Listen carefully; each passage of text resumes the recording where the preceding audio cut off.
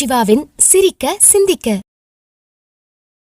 அன்பு சொந்தங்களே, கடனும் சரி சேமிப்பும் சரி அதிகரித்து கொண்டே இருக்கும் அன்பர்களே. சிறியதாக தெரியும் தொகை ஒரு நாளில் பெரியதாக வளர்ந்து நிற்கும் அன்பர்களே. வளர்ந்து நிற்பது சேமிப்பாக இருந்தால் வாழ்க்கை ஆச்சரியக்குறியாகிவிடும். ஆனால் அதுவே கடனாக இருந்தால் வாழ்க்கை கேள்விக்குறி ஆகிவிடும் அன்பர்களே. அன்பர்களே, ரெண்டு விஷயம்தான், ரெண்டுமே அது வளர்ந்து போகும்.